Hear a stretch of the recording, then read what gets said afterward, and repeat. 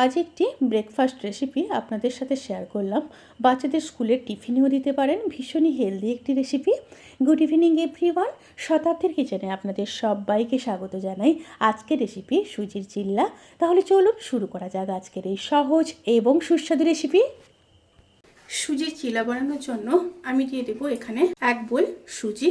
এখানে সুজি আছে 200 গ্রাম। দিয়ে দেব হাফ বোল টক দই,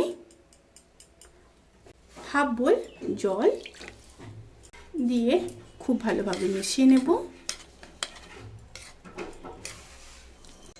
খুব ভালোভাবে মিশিয়ে নিয়েছি। এবার ঢাকা দিয়ে 15 মিনিট একটু রেস্টে রেখে দেব।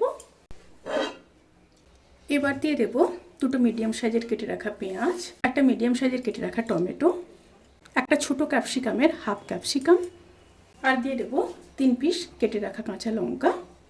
সাথে দিয়ে দেব কিছুটা ধনেপাতা, পরিমাণ মতো লবণ, হাফ চামচ চিনি টেস্ট ব্যালেন্স করার জন্য।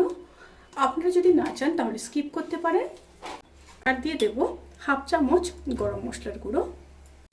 এবার খুব ভালোভাবে মিশিয়ে নেব। আমার মনে হচ্ছে একটু জল লাগবে, তাই খুব সামান্য জল দিয়ে দিলাম, খুবই সামান্য। এখানে জলের পরিমাণটা হাফ বোলের থেকে একটু বেশি লাগলো। খুব ভালোভাবে মিশিয়ে নিয়েছি।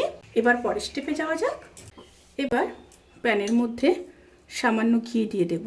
আপনারা চাইলে কিন্তু সাদা তেলেও করতে পারেন। ঘি দিয়ে ব্যাটারটা দিয়ে দেব।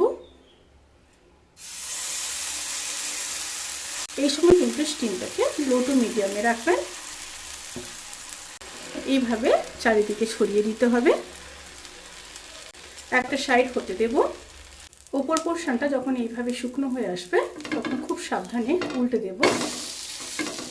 দিয়ে আবারও খুব সামান্য ঘি দিয়ে দেব। এইভাবে দুটো সাইড ভালো করে ভেজে নেব। দুটো সাইড চিলাগুলো খুব ভালো করে ভাজা হয়ে গেছে। এবার তুলে নেব। এইভাবে সমস্ত চিলাগুলোকে রেডি করে নেব।